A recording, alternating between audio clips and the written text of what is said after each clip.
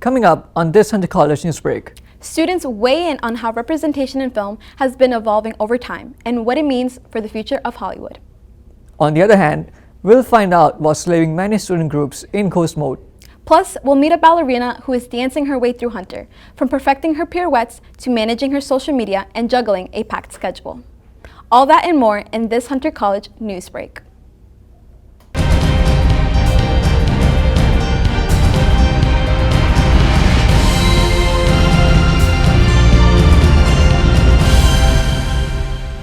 Welcome to this Hunter College News Break.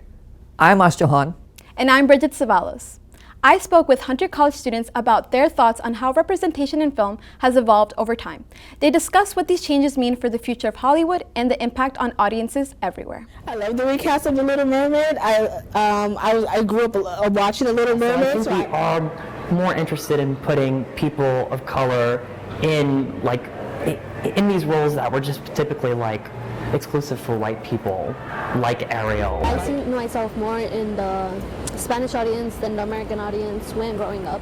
I don't think I really saw any movies or TV shows with a lot of Indian representation. One movie that comes to my mind was a movie about segregation. Some producers do decide to represent the right way, and then some really just stick to the racism and the stereotypes. Sometimes it does feel a little forced, like they're kind of just trying to meet this diversity requirement. I don't want it to just be because we're checking it off the list.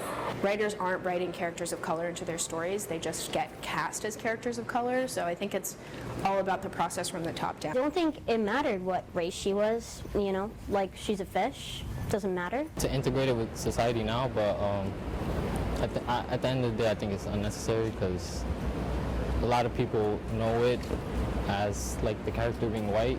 I think it was a great take. Why does it have to be preserved to some white girl? It's a fictional character, and I feel like you can put any type of spin on any type of narrative story. It brings a new imagination and a new life to it, and I think that if you have a problem with it, you don't have an imagination. We are breaking down these barriers, and I hope we continue to. It's important that we do it in the right way, but it's hard to change the industry to not be so money focused. One of the most important things that we need to do is to be open and see all the different people, and especially in movies, because there could be a little kid sitting in their house, watching TV and seeing someone just like them on screen. It's very validating, and it makes the child feel welcome and safe, and that they can conquer their dreams. According to the Office of Student Activities, a total of 123 clubs and organizations registered for this academic year. However, not all of them managed to stay active. I talked to students who are left in a state of confusion. With a diverse student community, Hunter College hosts more than 100 student clubs. But some organizations are actually ghost clubs. Hunter News reporter Aarsh Chauhan has the story. We did not expect the Olive Tree Review to kind of become inactive before we would release any kind of publication. So I'm not entirely sure. I'm still left in the dark about this. According to the undergraduate student government president, Ariadna Sanchez, lack of communication between club members and administration is largely to blame. There's a club with, mostly senior membership. Sometimes things get lost in translation, and there's not a connection made for this next generation of students to go on and continue the club. Despite the student government being responsible for allocating funds to each club, financing for student activities comes from tuition paid by students. The Office of Student Activities is yet to issue a comment. What I wanted was that, New York City student coalition. So, connecting with Afghan Student Association members at Columbia and Baruch and Hunter, and having something between all of us. That was a major thing that I wanted to get done. So it's definitely a stepping stone to get to, I guess, my end goal in career, which is a lot longer than just 4 years. Catherine Steven is not only making her mark as a talented ballerina at Hunter, but she's also using her platform to break barriers. I talked to her about what it's like to inspire others and dream big in the heart of New York City. My mom put me into dancing because, long story short, I was acting like a boy because I have a lot of brothers.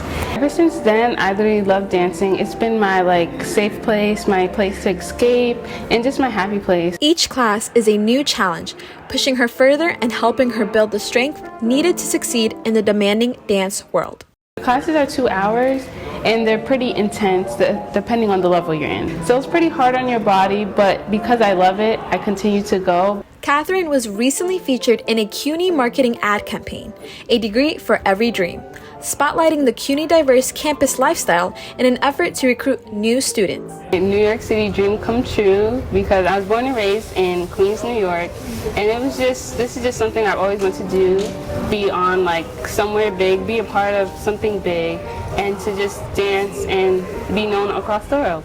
With over 31,000 followers on TikTok, her platform has helped build her brand and has connected her with opportunities she only once dreamed of. I once got flown out to Chicago to do a performance. Most of the time they request a black ballerina, which I do showcase myself as, but I do often show that I do have more to offer. Dance has always been a safe place, a way to express yourself, escape, and find joy. However, growing up, that space wasn't always as diverse. I was one of the only black/girl dancing there, so to me I felt like I was the token, but I had this one black male dance teacher and he made me feel welcome. He made me feel like I belong, and I feel like representation between teachers and students really matters. Like any other Hunter athlete, dancers push their body to the limit, but unlike the other Hunter stars, they do not get the support that they need. All the athletes are considered to be seen by a physical therapist to prevent injuries or in case they do have an injury, but when it comes to dancers, we do not have that privilege, and that is really questionable because we're training just as hard or even more. In a city that never sleeps, Catherine Steven is making her mark one step at a time. I love being here, and I can't wait to do more with myself. More on New York City. I asked students at Hunter College how they are navigating through the rising cost of living on and off campus. For many of them, transportation and food affordability remain the most expensive commodities. It's really expensive to live in New York City for everyone, and it does vary upon neighborhoods. I remember when a bag, 3-serving bag of chips used to be $1. Now that same bag is $2.50 within the past 2-3 years. I live with my parents still, so they pay for rent, but I gotta pay for other stuff like food and stuff. So yeah, but I imagine other students are probably not having a good time with paying for their dorm or paying for an apartment in the city and also going to school.